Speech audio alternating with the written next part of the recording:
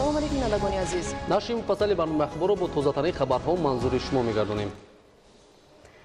имрӯз асосгузори сулҳу ваҳдати миллӣ пешвои миллат президенти ҷумҳурии тоҷикистон муҳтарам Эмомалӣ Раҳмон бо президенти ҷумҳурии Қирғизистон Сооронбой Жээнбеков суҳбати телефонӣ анҷом доданд. дар ҷарони суҳбат сарони давлатҳо масъалаҳои мубрами муносибатҳои тоҷикистону қирғизистонро мавриди муҳокима қарор дода ба вазъияте ки бар асари низои бегоҳирӯзии 13 марти соли равон дар минтақаҳои назди сарҳадии ду кишвар ба амал омадааст таваҷҷӯҳи хоса зоҳир намуданд. дар ин зимин президентҳо ҷиҳати додани супоришҳои дахлдор ба мақомоти салоҳиятдори ҷонибҳо дар хусуси тафтишоти ҳамаҷонибаи ин низо ки боиси талофиёти ҷонӣ гардид, ҳамчунин истифодаи роҳҳои мусолиматомези рафъи он ба мувофиқа расидаанд. президенти ҷумҳурии Қирғизистон Сооронбой Жээнбеков таъзияву тассалият ва ҳамдардии амиқи худро ба аъзои оила ва наздикони шаҳрванди ҷумҳурии Тоҷикистон Ҳусейн Ҳакимов ки дар аснои низои наздисарҳадӣ ба ҳалокат расид иброз дошт. идомаи ахбор. қарори раиси маҷлиси намояндагони маҷлиси олии ҷумҳурии Тоҷикистон дар бораи ҷаласаи ҳаштуми якҷояи маҷлиси миллӣ ва маҷлиси намояндагони маҷлиси олии ҷумҳурии Тоҷикистон даъвати панҷум. мутобиқи моддаҳои 9 ва 42 қонуни конститутсионии ҷумҳурии Тоҷикистон дар бораи маҷлиси олии ҷумҳурии Тоҷикистон қарор мекунанд. ҷаласаи ҳаштуми якҷояи маҷлиси миллӣ ва маҷлиси намояндагони маҷлиси олии ҷумҳурии Тоҷикистон даъвати панҷум 29 марти соли 2019 соати 14 дар шаҳри Душанбе даъват карда шавад. раиси маҷлиси намояндагони маҷлиси олии ҷумҳурии Тоҷикистон Шукурҷон Зуҳуров шаҳри Душанбе 13 марти соли 2019. идомаи ахбор. ҷамъомади мудофиаи ҳудудӣ машғулиятҳои омодагии сафарбарӣ ва маҷмӯи машқҳои муштараки зидди террористӣ дар гарнизони Хатлон идома дорад. таваҷҷӯҳ намоед ба гузориши омоданамудаи ҳамкоранамон аз маркази матбуоти вазорати мудофиаи мамлакат.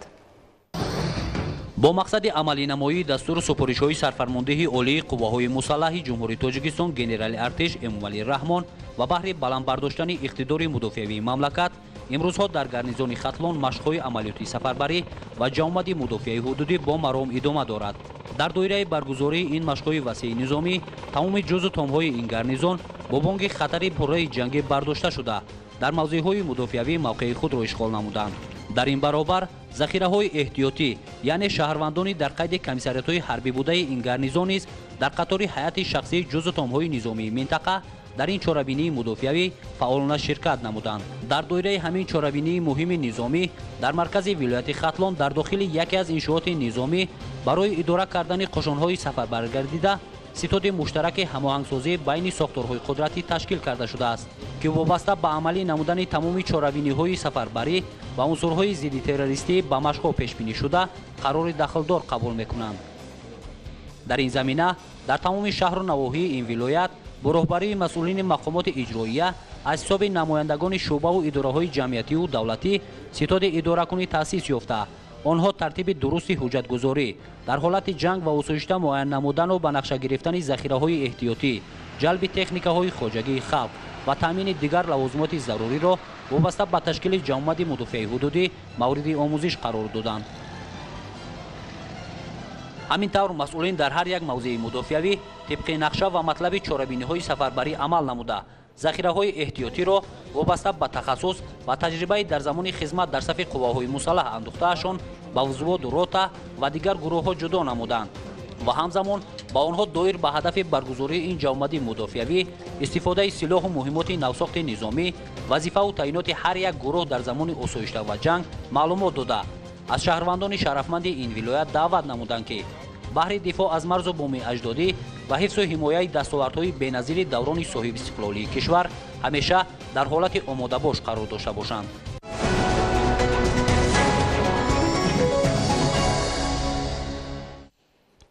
пардохти саривақтӣ ва ҷамъоварии маблағи ҳаққи истифодаи қувваи барқ яке аз масъалаҳоест ки амалӣ намудани тадбирҳои таъхирнопазир ва дарк намудани эҳсоси масъулиятшиносии шахсони мутасаддиро тақозо дорад. дар шаҳру ноҳияҳои вилояти Суд вазъият нигаронкунанда буда қарзи умумии маблағи ҳаққи истифодаи қувваи барқ ба санаи 1 январи соли 2019 дар маҷмӯъ беш аз 406 миллион сомониро ташкил мекунад. Самандар Искандарзода дар ин мавзӯъ гузориш омода намудааст. дар шаҳри хуҷанд ҷиҳати ҷамъоварии маблағи ҳаққи истифодаи қувваи барқ ва таъмини пайвастаи сокинон бо нерӯи барқ тадбирҳои лозима амалӣ гардонида шуда то кунун ин раванд бо суръат ҷараён дорад. агар назар кунем ба соли 2015 талафоти нерӯи барқ ин қариб то 19-20% рафта меомад дар ҳисоботи солона. имрӯз бошад мо мана дар ҷанбасти солонаи 2018 ҳам мушоҳидаи он шудем ки ин лоиҳае ки аз тарафи асосгузори сулҳу ваҳдати миллӣ пешвои миллат президенти ҷумҳурии Тоҷикистон муҳтарам Эмомалӣ Раҳмон дастгирӣ ёфт ва ин лоиҳаҳо татбиқ шуд.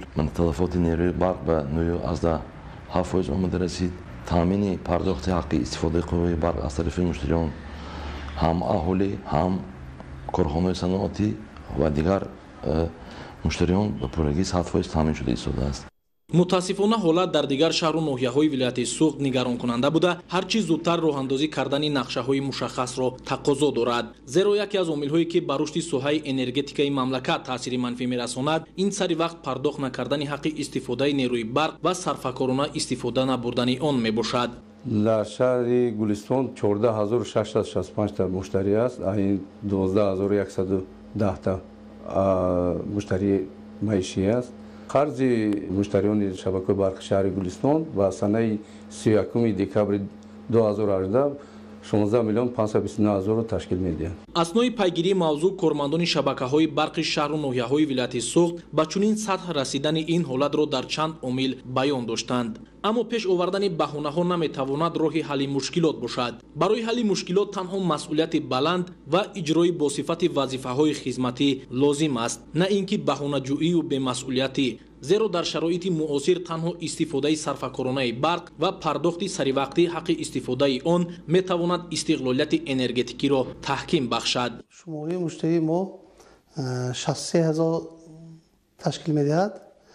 маблағи умумии қарз бошад 33 миллион 850 ҳазор сомон ташкил медиҳад. агар ҳолати ҷойдошта дар чунин сатҳ идома ёбад, чӣ гуна метавон пешрафти соҳа ва фаъолияти самарабахши иншооти энергетикии мамлакатро таъмин намуд? маблағи қарзи истифодабари қувваи барқ зиёда аз 10 миллионро дар бар мегирад. омили зиёдшавии қарз дар он аст ки ҳангоме ки соли 2004 корхонаи давлатии фулзоти нодирии Тоҷикистон пештар васогирид мегӯянд, вақте ки ширкати барқи тоҷик ба тобеи худ гирифт 5 миллион қарз буд. ин ҳолат оё фаъолияти кормандони соҳаро зери савол намебарад? кори сохторҳои мавҷудаи дар ин самт фаъолияткунанда чаро натиҷаи баръакс медиҳад? ё иҷрои уҳдадориҳо бештар барои рӯи коғаз аст? Самандар Искандарзода, Маҳмад Саиди Камол, Ахбор.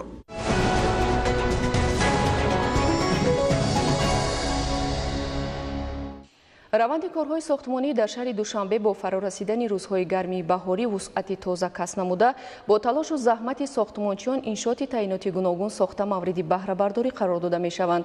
ҳамкорони мо аз ҷараёни корҳои сохтмонӣ дар яке аз иншооти варзишиву фароғатӣ дар ноҳияи Исмоили Сомонии пойтахт гузориш омода намуданд. давоми чанд соли охир дар шаҳри Душанбе тадбирҳои созандагиву ободонӣ ба таври бесобиқа ба роҳ монда шудааст, ки симои шаҳрро комилан дигаргун кардааст. дар ин муддат иншооти зиёди таъиноти гуногун сохта мавриди баҳрабардорӣ қарор дода шуда, тадбирҳои созандагӣ бо маром идома доранд. бунёди иншооти варзишиву фароғатӣ дар хиёбони ҳофизи Шерозии ноҳияи Исмоили Сомонии пойтахт идомаи чунин тадбирҳо ба шумор меравад. масоати умумии иншооти мазкур беш аз 3300 метри мураббаъро дар бар гирифта, он аз майдончаи универсалӣ барои бозиҳои футбол, волейбол ва баскетбол, гӯшаҳои бозию дилхушии кӯдакон ва намудҳои варзиши сабук, нишастҷой ва таваққуфгоҳ дар майдони 62 метри мураббаъ иборат мебошад.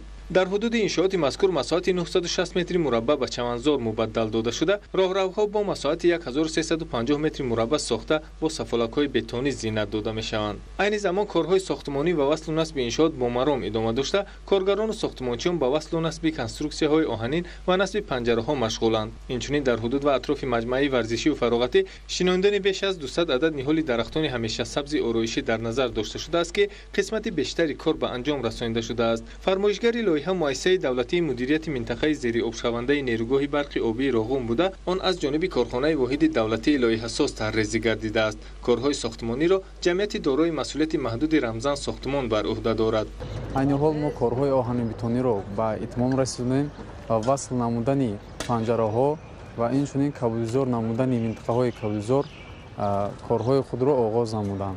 дар рафти сохтмон мо ба корҳои сохтмонӣ аҳамияти зиёд медиҳем, зеро ки ин майдончаҳо тӯли чанд солҳо хизмат ба мардум хизмат расонад ва масъулҳое ки дар ин сохтмон истифода мебарад онҳо дорои сертификат ва сифати аъло низ дорад. айни замон сохтмончиён баҳри ба анҷом расонидани корҳо ба таври мунтазам заҳмат кашида истоданд ки корҳои сохтмониро сари вақт ва босифат ба анҷом расонанд. дар бунёди иншооти мазкур 30 нафар бо ҷои кор таъмин гардида маоши хуб ба даст меоранд. дар баробари бунёди иншооти мазкур масъулин иқдом гирифтанд ки роҳи кӯчаро то роҳи асосии хиёбони ҳофизи шерозӣ мунфарш намуда майдончаҳои назди даромадгоҳҳои биноҳои истиқоматиро аз навсозӣ ва дар назди биноҳои истиқоматӣ нишастҷойҳои иловагӣ бунёд намоянд. ҳамчунин бинои пойгоҳи насоси обпарто таъмиру рангубор карда мешавад. дар доираи татбиқи корҳои сохтмонӣ такядевори назди иншоот низ таъмир карда мешавад. сокинони ин гӯшаи пойтахт ташаббусҳои созандаи роҳбарияти шаҳри Душанбе аз ҷумла бунёди чунин иншооти муосири замонавиро баҳри фароҳам гардидани шароити мусоиди истироҳату фароғат ва ҷалби ҷавонону наврасон ба варзишу тарзи ҳаёти солим бо қаноатмандӣ истиқбол менамоянд. барои дар сатҳи баланд таҷлил намудани ҷашни наврӯзи байналмилалӣ дар кӯчаву хиёбон ва гулгаштҳои пойтахт ҳамарӯза гулҳои гуногуни ороишӣ шинонида шуда барои сарсабзиву хӯрамӯии бештари шаҳр тадбирҳои судманд амалӣ карда мешаванд. гузориши хабарнигорони мо дар ин хусус таҳия шудааст. тадбирҳои ободониву созандагӣ ба истиқболи ҷашни наврӯзи байналмилалӣ дар ҳама кӯчаву хиёбони шаҳри Душанбе идома дорад. иқдомҳои созандаи роҳбарияти шаҳри Душанбе амалҳои дастаҷамонаи кормандони касбу кори гуногун ва аҳолӣ имкон фароҳам меорад ки пойтахти мамлакат боз ҳам ободу зебо ва шукуфон гардад. кормандони корхонаи воҳиди давлатии роҳи оҳани Тоҷикистон бо мақсади саҳм гузоштан дар корҳои созандагӣ ба ҳашари дастаҷамона баромада дар тозаву озода намудани боғҳои фарҳангиву фароғатии пойтахт саҳм гузоштанд, ободиву созандагӣ ва ба гулзор табдил додани кӯчаву хиёбонҳо, тозаву озода нигоҳ доштани боғҳои фарҳангии фароғатӣ аз мақсадҳои ҳадафнок ба шумор меравад. дар шаҳри Душанбе тадбирҳои бунёдкорӣ вусъати нав касб намуда дар кӯтоҳтарин фурсат шаҳри Душанбе ба як шаҳри орзуҳо табдил дода шуд. дар ноҳияи Фирдавсӣ низ корҳои ободониву сабзу хӯрамгардонӣ вусъат дошта бахшида ба ҷашни наврӯзи байналмилалӣ ва 30-солагии истиқлолияти давлатӣ шинонидани дарахтони ороишиву ҳамешасабз, гулу бутаҳои мавсимӣ, чароғонкунӣ кӯчаву маҳаллаҳо ҷараён дорад. гулҳои мавсимӣ ки дар ин мавзеъҳо шинонида шуданд ба ин мавзеъ зебогии дигар зам намудааст. инчунин дар дигар кӯчаву хиёбонҳои ноҳия аз ҷониби масъулон корҳои ободониву шинонидани дарахтони ороишиву ҳамешасабз, инчунин гулу бутаҳои мавсимӣ идома дорад. дар мавзеъҳои истироҳатии ноҳия барои фароғати сокинон нишасткурсиҳо насб гардидааст ки ба зебогии мавзеъ ҳусни дигар зам намудааст. дар ҳудуди ноҳияи Фирдавсӣ гармхона ҷиҳати парвариши гулу бутаҳои мавсимӣ фаъолият дорад ки дар он гулу бутаҳои мавсимӣ парвариш меёбад ва барои ободиву зебогии кӯчаву хиёбонҳо истифода мегардад. манучери Сулаймон, Неқадами Нуралӣ, ахбор. бо омади баҳору наврӯз кӯчаву хиёбонҳои шаҳри Душанберо гулҳои шукуфон зебу зинат мебахшанд. имрӯз бо мақсади саҳм гузоштан дар корҳои ободонӣ ва сабзу хӯрамгардондани пойтахти мамлакат, кормандони масъули Донишгоҳи Миллии Тоҷикистон ба шинонидани гулҳои ороишии мавсимӣ оғоз карданд. дар асоси нақшачорабиниҳо ва иқдоми пешгирифтаи раёсати донишгоҳ дар назди бинои асосии Донишгоҳи Миллии Тоҷикистон гулҳои ороишӣ шинонида мешавад. масъулон гулҳои сурху сафеди ороиширо ки кӯчаву назди бинои донишгоҳро назаррабо мегардонанд тибқи тавсияи мутахассисони соҳа шинониданд. имрӯз дар назди бинои марказии Донишгоҳи Миллии Тоҷикистон кормандони бахши хоҷагидории Донишгоҳи Миллии Тоҷикистон гулҳои ороишӣ ва дарахтони зебоманзар шинонданд ва ҳамчунин силсилаи чорабинии мазкур дар шаҳраки донишҷӯён дар атрофи биноҳои таълимӣ ва хобгоҳҳои Донишгоҳи Миллии Тоҷикистон ҷиҳати сазовор пешвоз гирифтани ҷашни байналмилалии Наврӯз идома ёфта, кормандони хоҷагидорӣ ва як гурӯҳ кормандон берун аз машғулиятҳои дарсӣ ба шанбегӣ машғул шуда дар ободу зебо гардонидани атрофи биноҳои таълимӣ, роҳравҳои биноҳои таълимӣ корҳои ободонӣ ва шинонидани гулҳои шукуфон барои сазовор ҷашн гирифтани Наврӯзи байналмилалӣ роҳандозӣ гардида, ҳадаф сабзгардонӣ ва баландбардоштани завқи зебоипарастӣ мебошад. гулҳои шинонидашуда дар оянда муҳити атрофро зебо мегардонанд ва диққати меҳмонон ва сайёҳонро ҷалб хоҳанд намуд.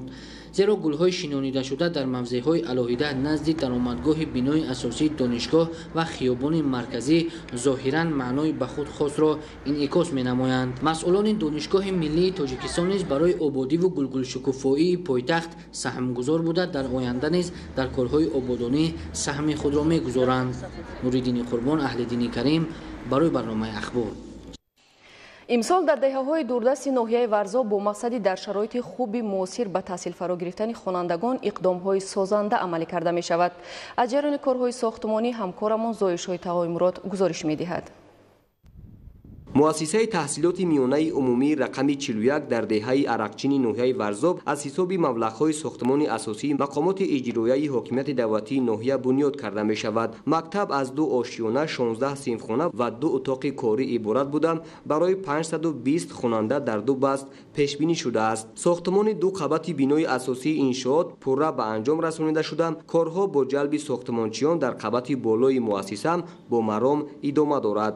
дар ноҳияи Варзоб аз навсозии 16 муассисаи таълимӣ, сохтмони муассисаи таълимии нав дар 4 деҳаи нав бунёд, сохтмони бинои иловагии муассисаи таълимӣ дар назди 4 муассисаи таълимӣ, сохтмони синфхонаҳои иловагӣ дар назди 3 муассисаи таълимӣ, таъмири пурраи 6 муассисаи таълимӣ ва 4 муассисаи томактабӣ ба нақша гирифта шудааст ки дар қисми зиёди ин муассисаҳои таълимӣ сохтмон бо маром идома дорад. дар соли 2019 аз ҳисоби маблағҳои сохтмони асосии мақомоти иҷроияи ҳокимияти давлатии ноҳия ҷалби соҳибкорону сокинон наздики 30 синфхонаи иловагӣ дар назди муассисаҳои таълимии деҳаҳои навбунёду дурдаст ва 4 бинои муосири таълимӣ сохта ба истифода дода мешавад. дар назди муассисаи таҳсилоти миёнаи умумӣ рақами 48 деҳаи дарраи Бедо низ сохтмони 4 синфхонаи иловагӣ дар арафаи анҷомёбист. 276 иншоот дар назар дошта шудааст ки аз инҳо аз тарафи сармоягузорон ва соҳибкорон 29 адад иншоот ба истифода дода шудааст. то ҷашни наврӯз 10 адад иншоотҳои таъйинотшон гуногун ба истифода дода мешавад. дар деҳаи мазкур дар доираи солҳои рушди деҳот, сайёҳӣ ва ҳунарҳои мардумӣ баробари муассисаи муосири таълимӣ ҳамзамон бунгоҳи тиббӣ ва иншооти варзишиву хизматрасонӣ бунёд карда мешавад. бинои бунгоҳи тиббӣ бо ҷалби соҳибкорону сокинон бунёд гардида дар арафаи наврӯзи байналмилалӣ мавриди истифода қарор дода мешавад. Зоиршои Тағоимурод, Хуршеди Азиз, ноҳияи Варзоб, ахбор. солҳои охир бо кӯмаку мусоидати роҳбарияти давлат ва ҳукумати ҷумҳурӣ аз ҷумла соҳибкорони маҳаллӣ дар ноҳияи Ёвон муассисаҳои таълимии замонавӣ бунёд гардиданд, вале ҳоло ҳам дар ҳудуди ноҳия ҳастанд мактабҳое ки ҳолати ногувор доранд ва аз масъулини мақомоти иҷроияи ҳукумати давлатӣ шуъбаи маорифи вилояти Хатлон ва ноҳия масъулияти ҷиддиро талаб менамояд. дар ин мавзӯъ гузориши ҳамкоронамон Раҳматулло Пирзода ва Баҳодури Қурбон. деҳаи чашмасори ҷамоати деҳоти Ҳасан Ҳусейнови ноҳияи Ёвон аз маркази ноҳия дар масоҳати 5 километр дуртар ҷойгир аст. дар ҳудуди деҳа як муассисаи таълимӣ фаъолият мекунад ки шумораи хонандагонаш дар 2 баст 595 нафарро ташкил медиҳад. мактаби рақами 8 барои 350 нафар ҳанӯз соли 1973 сохта шуда буд. бо гузашти солҳо дару девори муассисаи таълимӣ кӯҳнаю фарсуда гардида айни ҳол дар ҳолати садамавӣ қарор дорад. муроҷиат кардем ба ҷомаатам, ба ҳукумати нов, ба вилоятам. то ҳоз ягон бай нашудааст дастгирӣ. тавре мушоҳида шуд наразидани ҷои нишаст яке аз мушкилоти асосӣ ба ҳисоб меравад. дар 13 синфхонаи навн қадар калон хонандагон дар як парта 3 нафар менишинанд ки ҳангоми дарс ба якдигар халал мерасонанд. тариқи ҳашари дастаҷамъона сокинони маҳаллӣ 4 синфхонаи иловагӣ дар назди мактаб бунёд намуданд. ба гуфтаи сокинони деҳа бо сохтани 1 ё 2 синфхона мушкилоти мактаб бартараф намегардад ва бояд масъулини ноҳия дар ин хусус чораҳои зарурӣ андешанд. خب در این مسئله چند بار گفتگیم خیلی رئیس محله خیلی آموزگاران راهبر مؤسسه گفتگیم مراجعت کردیم همه میدونم ای خلق با یک خیلی کمک کردیم روی آبادی مکتب برای سینفونی علاوه همه جد حساب خلق сокинони маҳаллӣ иттилоъ доданд ки барои наразидани ҷои нишасти хонандагон ва ҳолати ногувори мактаб якчанд маротиба ба роҳбарияти ноҳияи Ёвон ва шуъбаи маориф муроҷиат карданд. аз ин ҳолати ногувори мактаб масъулини ноҳия хабар доранд, вале то имрӯз тадбирҳои мушаххасро амалӣ накардаанд. мо нағз мефаҳмем ки он ҷойче ки дар як синф бояд 25 кас ҷой гирад, ҳеҷ гоҳ ва ҳеҷ вақт як мез як курсии зиёдати ё ки як талабаро дар он ҷо ҷойгир кардан хеле душвор аст. هست سیمفونیایی که 28 نفر 30 نفری خوانده شده. مسئله دیگری که آموزگاران و خوانندگان مؤسسه تحصیلات میانه عمومی رقم 8 را به تشویش آورده است، این نبودن کتابخانه و آشخانه می باشد. معلوم گردید که کتابخانه و آشخانه حال هم در واگن جایگیر کرده شده با عادی‌ترین طلبات جوابگو نیستند. طور سرمتخصصی ریاست معارف ولایت ختلان معلومات داد، برنامه دولتی رشد مؤسسه‌های تعلیمی ولایت ختلان برای سالهای 2017-2021 عمل میکند و بنیاد مکتب نو در دهه مذکور به نقشه گرفته شده است. از آغاز تطبیق برنامه 2 سال گذشته باشد هم در مورد کی و در کجا ساختن مکتب نو نماینده ریاست معارف ولایت معلومات عمیق پیشنهاد نکرد. خود ساحه معارف ریاست معارف ولایت ختلان شعبه معارف ناحیه مبلغ‌های ساختمانی در دست خود ندارد. این مقامات محلی حاکمیت دولتی، مقامات اجرایی باید در همکاری با شعبه معارف با ریاست معارف سر این مسئله اندیشه کنند. موافق معلومات ساکنان دهه از سبب نرسیدن جای نشست تعداد زیادی خوانندگان 5 کیلومتر راه را طی کرده در مؤسسه‌های تعلیمی مرکز ناحیه تحصیل میکنند. حالت ناگوار و مشکلات مؤسسه تحصیلات میانه عمومی رقم 8 دهه چشمساری جماعت دهات حسن حسینوف ناحیه یوان معین نمود که مسئولین ناحیه و کارمندان شعبه معارف در مورد بهتر کردن شرایط علم آموزی خوانندگان اندیشه نمیکنند. رحمت الله پیرزاده بهادر قربان از ناحیه یوان برای برنامه اخبار. عملهای خیر و ثواب به مانند بنیاد بنگاه طبی و مؤسسه‌های تعلیمی، راه و پل، تامین اهالی با آب نوشاکی و دیگر کارهای آبادانی صدقه جاریه محسوب می‌یابد. با درک این مفهوم یک گروه ساکنان ناحیه مسجد مبلغی برای سفر حج پسنداز کرده خود را برای منفشکنی راه، بنیاد ورزشگاه و کودکستان صرف نمودند. گزارشی روزالی رحمان و الیاسی باباجان. اهل عائله شریفوف ساکنان جماعت دهات پالدورک ناحیه مسجد از میوه استقلالیت تدبیرهای حکومت مملکت نسبت به تامین شرایط و امکانیت‌ها بهره اجرای اعتقادات دینی قناعتمندی اظهار می‌نمایند و اهل این عائله با معرفت و معنویات با آگاهی از شریعت دینی مبین اسلام که حج هم مثل دیگر عبادت‌ها بوده مراسم حج هیچگاه باید به وسیله خودنمایی و ظاهرپرستی تبدیل نیابد، عمل‌های خیر صدقه جاریه و ثواب بزرگ است. با خرج مبلغ‌های برای سفر حج پسنداز نموده خویش به کارهای بنیادکاری اقدام نمودند. با هدایت مادر عائله راحیله شریفووی 84 ساله، برادر و خواهران مملکت بای محمد و عبدالسلام شریفوف مبلغ‌های برای سفر حج جمع آورده‌شان را برای ساختمان بنای کودکستان در دهه 40 سالگی دلورزین سپردند. بنای کودکستان در دهه با لایحه عبارت از 2 آشیانه برای تعلیم و تربیت 80 نفر کودکان از جانب شرکت ساختمانی ناحیه مسجد با مبلغ 600,000 سومانی ساخته می‌شود. همچنین راه دهه در شفت کودکستان نو با سهم مادر راحیله شریفووا و پسرش صاحبکار مؤسس جمعیت سوغدراه محمد رحیم عظیمزاده نوسازی و مفرش اساسی کرده می شود. دیگر اعضای عائله اقدام نمودند که در سالهای 2019-2021 سالهای رشد دهات، سیاحی و هنرهای مردمی و بهره سهمگذاری به استقبال سزاوار جشن 30 سالگی استقلالیت دولتی یک مرکز خدمترسانی با تالار ورزشی و میدان ورزشی بنیاد نمایند. در جماعت دهات پالدورک اقدام باز یک عائله در بنیادکاری‌های آبادی و رشد دهات شایسته عبرت است. سال گذشته زن و شوهر سید مراد و خاصیت سیدوف با صرف مبلغی برای سفر حج جمع آورده راه کوچه دهه تبوشن، راه کوچه به نام اسم‌الدین صالحوف را منفرش و آباد و سبز و خرم نموده بودند. برادر سید مراد سیدوف سید مقیم سیدوف اقدام نمود که از حساب مبلغی برای سفر حج پسنداز نموده است در مکتب رقم 13 جماعت دهات پالدورک با خرج 400,000 سومانی میدان ورزشی بنیاد می نماید. کارهای زمینی و ته‌کرسی در این انشاءات ورزشی آغاز شدند. دیگر اعضای این عائله در کارهای بنیادکاری در ناحیه مسجد سهم ارزنده دارند. نخستین میدان ورزشی با سهم صاحبکار اعضای عائله بنیاد اسماعیلوف در شهرک بوستان بنیاد گردیده بود و به نزدیکی پل بالای سای را به سمت دهه 40 سالگی دلورزین اهل این عائله ساخته و استفاده دادند. با تشبث بواسطه سخاوتمند دیار سیدوف سید مقیم و همچنین با تشبث مردم محل دو انشاءات مهیاتان مهم، یک میدان خرد ورزشی و دیگر تالار ورزشی ساختمان ادامه دارد. در دهه آبردان زن و شوهر ماموربک و مبارک نظرف ها در تعمیر کلی و نوسازی بنای کودکستان رقم 5 دهه سهمگذاری می نمایند.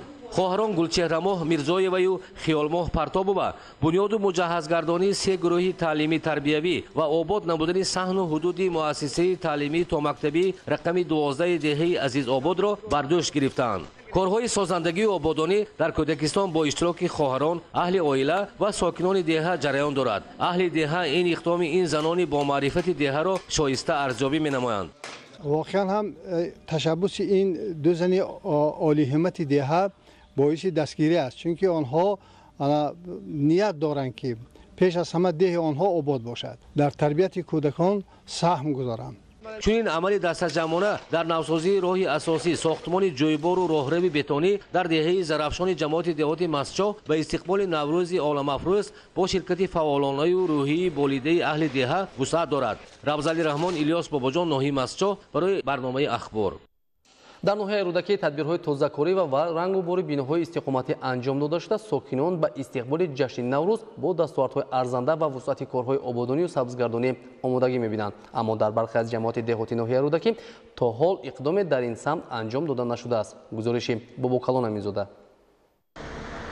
фасли баҳор ва наврӯзи байналмилалӣ ки ба таҷлили он рӯзҳои ба шумор мондааст, яке аз суннатҳои маъмулаш ин сабзкориву ободонӣ аст. Ин аст ки имрӯз дар ҳамаи шаҳру ноҳияи мамлакат тадбирҳои ободонию созандагӣ ва сабзу хуррамгардонии маҳалли зист иқдомҳои дастаҷамона вусъат доранд. Яке аз оинҳои неки наврӯзи байналмилалӣ ин анҷом додани тадбирҳои ободонию созандагӣ мебошад. Имрӯз дар ҷамоати шаҳраки Сомонёни ноҳияи рӯдакӣ низ тадбирҳои тозакорӣ ва экологӣ анҷом дода шуда, сокинон талош менамоянд то Наврӯзи аҷамро бо дастовардҳои арзанда ва ободонию сабзгардонӣ истиқбол намоянд. анъанаи неки қадимаи миллати тоҷик аст ки дар фасли баҳор ки оғози зиндашавии табиат аст, ба таври дастаҷамона дар ободии маҳал саҳм гузоранд. сокинон дар ин ҷамоати шаҳрак дар баробари тоза кардани сани ҳавлӣ ва атрофи биноҳо аз партовҳо, ҳамчунин дар нарв кардани бехи ниҳоли дарахтон ва ороиши шафати кӯчаҳо саҳм гузоштанд. бо назардошти он ки рангу бори хона ва тоза намудани атрофаш яке аз суннатҳои наврӯзӣ аст ва дар баробари ин тозагӣ биноҳо низ аз ҷониби масъулин ва сокинон ранг карда шуданд. ташкилоту корхонаҳо ва сокинону соҳибкорони ҳудуди шаҳраку деҳот тасмим гирифтанд ки бахшида ба Наврӯзи байналмилалӣ корҳои ободонию зебонигориро ба анҷом расонанд. баҳорро фасли зиндашавии табиат, фарорасии айёми гармӣ, оғози корҳои кишоварзӣ меноманд. мавриди зикр аст ки дар асоси иҷрои дастури ҳидоятҳои роҳбарияти давлати ҳукумати ҷумҳурии Тоҷикистон ва тадбирҳои пайгиронаи мақомоти иҷроии ҳукумати давлати ноҳияи рӯдакӣ, ин ноҳия рӯз то рӯз ободу зебо гардида, бо бунёди иншооти гуногун таъинот, инфраструктураи ноҳия такмил ёфта, шароити мусоиди кору зиндагӣ ва истироҳату фароғат таъмин мегардад. аммо мутаассифона дар бархе аз ҷамоатҳои шаҳраку деҳоти ноҳия то ҳол масъулин ва сокинон иқдоме дар ин самт анҷом надоданд. ин ҳам дар ҳолест ки ба иди Наврӯзи байналмилалӣ рӯзҳои ба шумор мондаасту бояд ҳарчи зудтар чунин тадбирҳо амалӣ карда шаванд. амалисозии чунин тадбирҳои ободонӣ низ дар ин фасли шукуфтанҳо боис мегардад ки кӯчаву маҳаллаҳои ноҳия ободу зебо гарданд. Бобокалон Аминзода, Баҳодури Қурбон, Ахбор. дар ноҳияи Спитамени вилояти Суғ барои истиқболи сазовор аз Наврӯзи байналмилалӣ ва омодагии ҳамаҷониба ба 30-солагии истиқлолияти давлати ҷумҳурии Тоҷикистон нақша чорабиниҳо таҳия шуда амалӣ карда мешаванд. гузориши ҳамкорони мо. дар маркази ноҳия шаҳраки Навкат аз рӯи лоиҳаи нав бунёди хиёбони сарсабз бо фаввораҳо ва дар он ҷо қомат афрохтани нишону парчами давлатӣ боиси ободии ин макон мегардад. сарсабзию хуррамии зебоии хиёбон ва дар канори парчами давлатӣ қомат афрохтани нишони давлатӣ гувоҳи пешрафту ободии кишвари маҳбуб, фазои озоду соҳибистиқлолӣ, сарафрозии мардум аст. ҳамзамон дар маркази ноҳия бинои зебоию лоиҳавии китобхонаи марказӣ бо маблағгузории мақомоти иҷроии ҳокимияти давлатии вилояти Суғду ноҳияи Спитамин қомат афрохта, дар рӯзҳои наздик мавриди истифода қарор додани он баробари ободию зебоии маркази ноҳия баҳри баранд бардоштани маънавиёти аҳолӣ, дониши хонандагон, нақшу ҷойгоҳи китоб ҳамчун манбаи илму дониш ки дар гузаштаи тоҷикон ва имрӯз ҷойгоҳи хос дорад, аҳамияти муҳим мегузорад. تعمیر و نوسازی قصر فرهنگ در جماعت کوروش، مهیا ساختن شرایط برای برگزاری چهاربینی‌های فرهنگی، محفل‌های هنرمندی، چهاربینی‌های رسمی و به این وسیله ترغیب غایه‌های صلح و دوستی، آبادی، حفظ و ارزش‌های ملی بهر متحدی و همدلی ساکنان اساس می‌گذارد. سنت‌های نیک نوروزی است که مردم به استقبال این جشن اجدادی منزل و کاشانه خود را تازه و آزاده و کوچه و خیابان‌ها را با نهال و بوته‌ها سرسبز و آباد می‌کنند. با اشتراک فعال اهل محله کارهای آماده نمودن موضع سبزکاری، سفالت‌پوش نمودن راهروها، تشکیل جویبارهای آبگذر جریان دارند. چون این کارهای دست جمعی امروز در جماعت دهات کوروش وسعت داشت.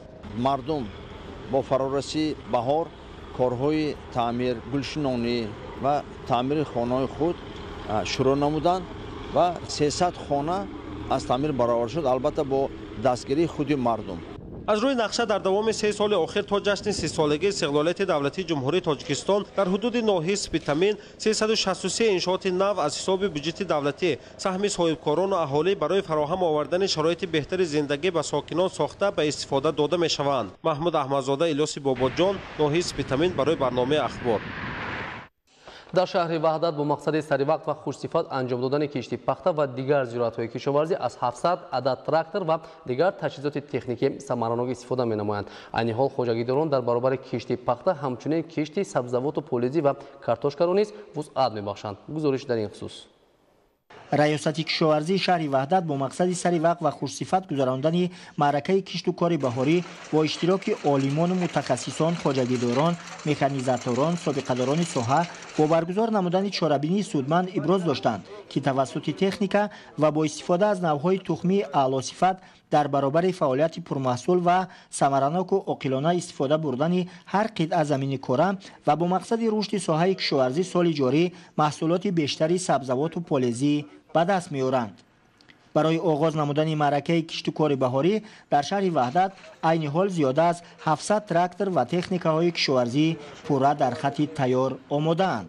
مقصد از گذراندن همین خط تیار در آن است که تا دوره کشت که در وحدت کشت پنبه‌دانه در روزهای اول ماه اپریل آغاز می‌گردد، طرز گذراندن کشت پخته، آمادگی زمین، همه این به دهقانان از یک سری نو فهمانده داده شد.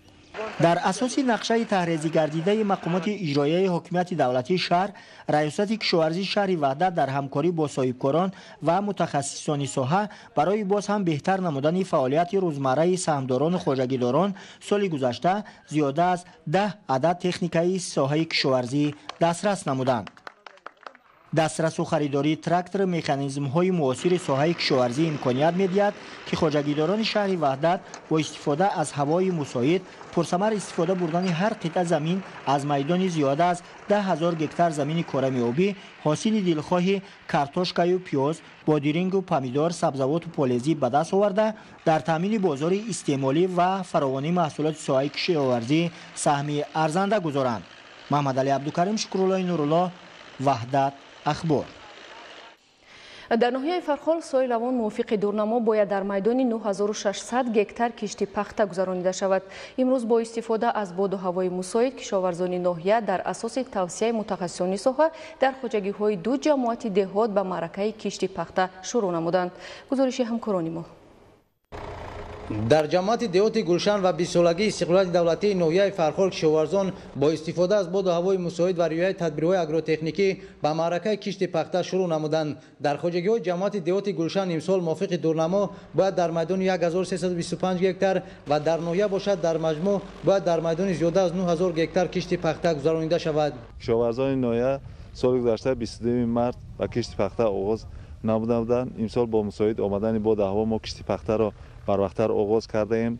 تمام تکنیک‌های کشاورزی تخم پاشک‌ها به کشت پخته آماده هستند. از 9600 گکتار دورنمای کشت پخته در ناحیه میدان 2000 گکتار آن در زمین‌های موضع ارتباط جماعت دهات گلشن پیش بینی شده است. در این موضع که زمین‌ها توسط پایگاه‌های برقی آبکشی آبیاری کرده می‌شود، به اندیشه مسئولین امسال برای بهتر نمودن تامینات آب پالزی طبق نقشه 22 اگریگاتی پایگاه‌های برقی آبکشی به کار آماده گردیده در پایگاه برقی آبکشی رقم 1 باشد روزهای نزدیک باز یک عدد محرک بلند شدت نصب کرده می‌شود. با نظرداشت چنین تدبیرجویی‌ها در سمت حل مشکلات رسوی آب پولیزی در جماعت دهات گلشن پس از سالیان زیاد امروز در برابر کشت پخته اهل زحمت با کشت اساسی جواری مکه دانش شروع نمودند و از 115 گکتار دورنمای کشت جواری مکه باید امسال 40 گکتار آن در زمین‌های کرم موضع ارتباط گذرانیده شود. در خوجگی‌های جماعت دهات 20 سالگی استقلال دولتی نوحیه نیز سال روان معرکه کشت پخته نسبت به سال گذشته بروقتر آغاز گردید. در جماعت دهات 20 سالگی استقلال تاجیکستان طبق دورنما در میدان 1120 گکتار کشت پخته باید گذرانیده شود. امروزها علاقه نسبت سال گذشته 10 روز پیش کشت ما آغاز کردیم. نقشه داریم که در روزهای معین شده کشت را با صفت بلند به انجام رسانیم.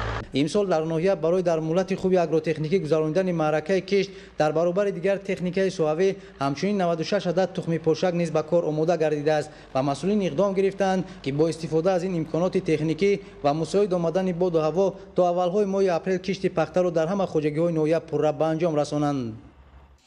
در دوره تجدید خوجگی و کشاورزی گذاشتن به شکل‌های نوی خوجگیداری و تطبیق هدفمندانه سیاست اگراری حکومت جمهوری تاجیکستان در جماعت دهات زرگری ناحیه کشونیان 758 خوجگی دهقانی، کوپراتیوهای 3 سالی و خوجگی‌های انفرادی تأسیس داده شد. همکاران ما در این خصوص گزارش می‌دهند.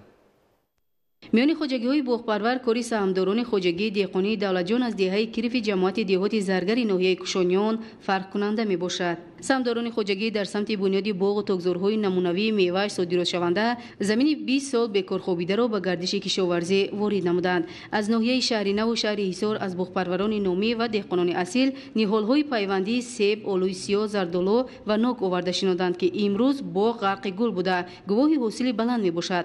سال 2018 از این باغ 20 تن آلوی سیاه به فدراسیون روسیه صادرات کرده به معیوبان و یتیمان اویله‌های نیازمند کمک رایگان رسانیده شد.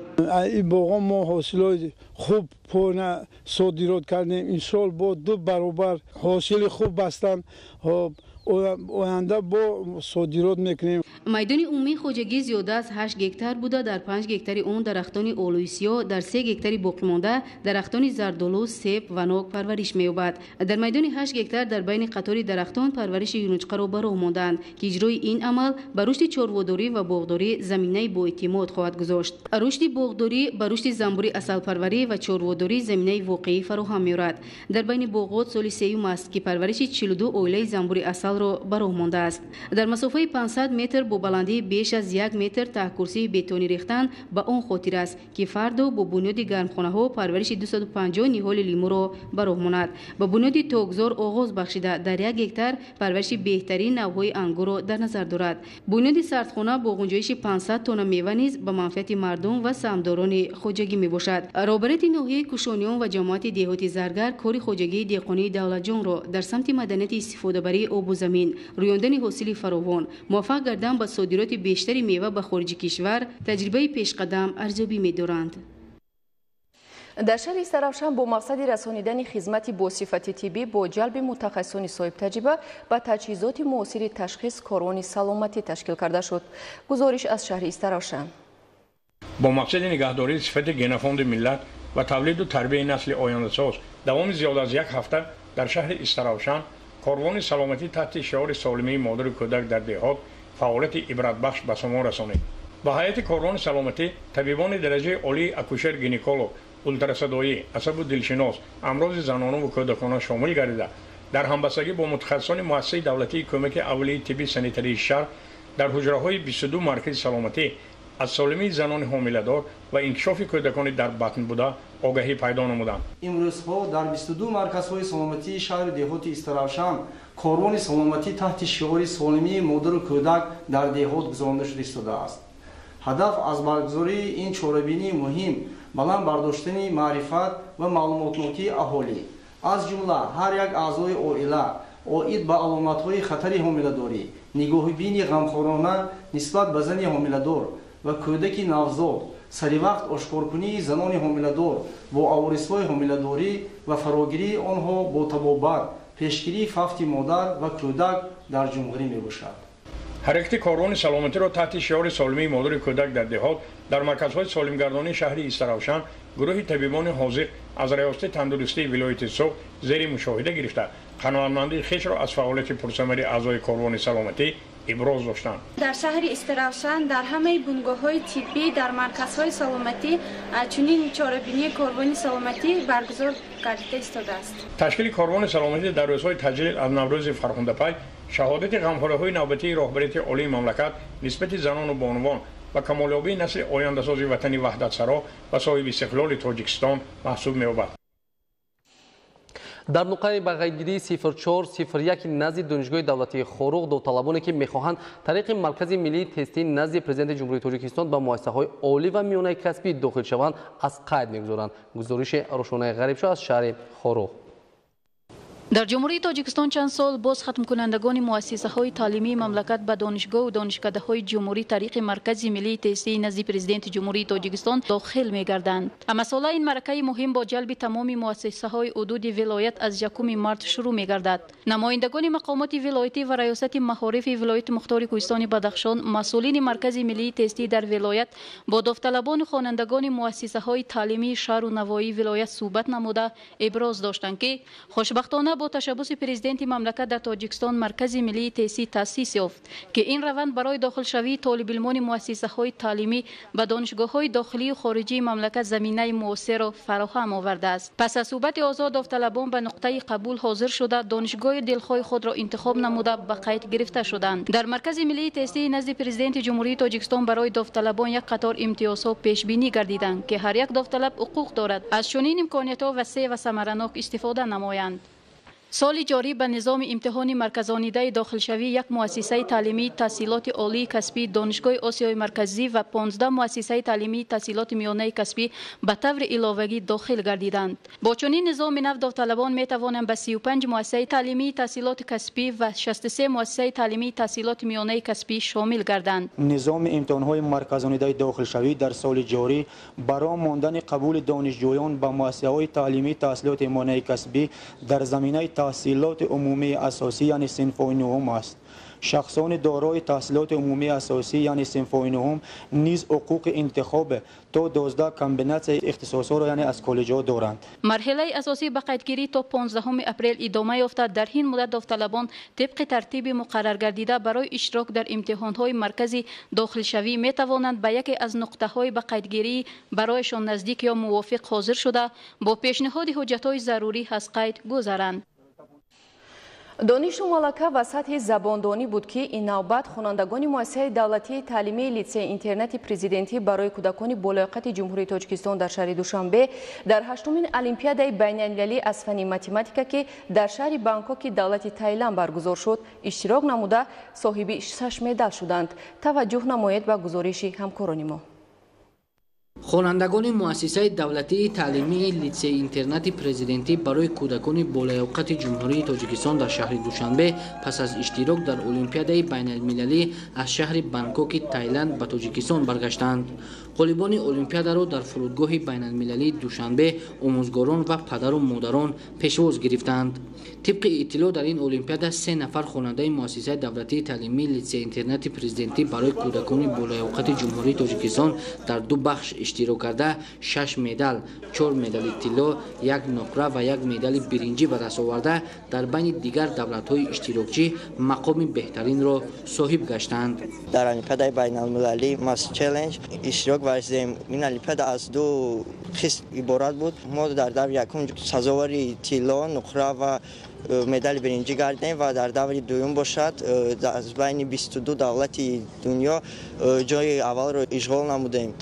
در 8مین المپیادای بین‌المللی 800 نفر خواننده زیاده از 20 دولت جهان اشتراک کرده بین هم رقابت کردند. با پرزیدنت جمهوری تاجیکستان محترم امومالی رحمان میnnadاری خود را بیان میکنم. المپیادای اندیویدوالی مشکل تر بود نظر به دستاوی. جای اول رو اشغال کرده و من خیلی فخر زیاد میکنم که دولت تاجیکستان ما بین همه دولت‌ها بهترین دانسته شد. آموزگاران تاکید می‌دارند که باری اول است که خوانندگان تاجیک در این المپیادا شرکت میکنند. با این نگاه نکرده توانستند مقام بهترین را کسب نمایند. خوشبختانه در بین این 14 دسته دسته لیتس اینترنت پرزیدنتی برای کودکان بالایقت جمهوری تاجیکستان موفقیت خیلی نظررس را به دست آوردند و آنها در بین 22 دولت یعنی در بین 800 نفر اشتراکچیان صاحب جای اول گردیدند. طبع آموزگاران اظهار می‌دارند المپیاد با زبان انگلیسی گذشت. خوانندگان تاجیک برای اشتراک در این المپیاد قبلا آمادگی جدی دیده بودند. نوریدین قربان، فرهادی واسع برای برنامه اخبار. از 12 تا 14 مارس سال 2019 در شهر مسکو فدراسیون روسیه نمایشگاه بین المللی سیاحی صورت گرفت که یک قطار شرکت‌های سیاحی از جمهوری تاجیکستان در این تدبیر مهم اشتراک نمودند. گزارش محمد علی سفر و خورشید سید احمد. در شهر مسکو فدراسیون روسیه نمایشگاه بین المللی سیاحی MITT 2019 برگزار گردید که در آن نمایندگان زیاده از 1700 شرکت سیاحی امکانیت‌های کشور خویش را در این سمت معرفی نمودند. مراسم افتتاح نمایشگاه با شرکت نمایندگان سفارت جمهوری تاجیکستان در فدراسیون روسیه صورت گرفت و برگزاری چنین نمایشگاه سطح بین المللی را یکی از تدبیرهای مهم برای جلب سیاحان خارجی ارزیابی نموده تاکید داشتند که این تشبث به گسترش و تحکیم همکاری‌ها در این سمت مساعدت می‌کند. در نمایشگاه مذکور از جمهوری تاجیکستان اسوسیاسیون اکوفرهنگی پامیر، اسوسیاسیون ترقیات توریسم زرافشان، شرکت‌های سیاحی راحت تور، اورینت ادونتور، پامیر تریکینگ و سیمود شرکت کردند. در گوشه سیاحی جمهوری تاجیکستان سیاحی طبابتی و سالمگردانی و نمودهای توریسم ورزشی و کوهنوردی منظور شرکت کنندگان نمایشگاه گردانیده شد.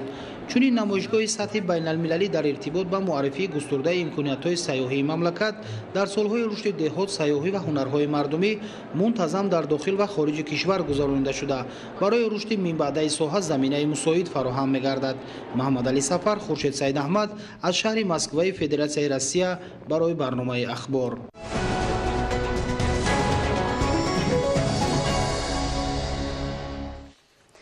بینندگان عزیز، این بود برنامه اطلاعاتی اخبار. تان صحت و خانه آباد باشید.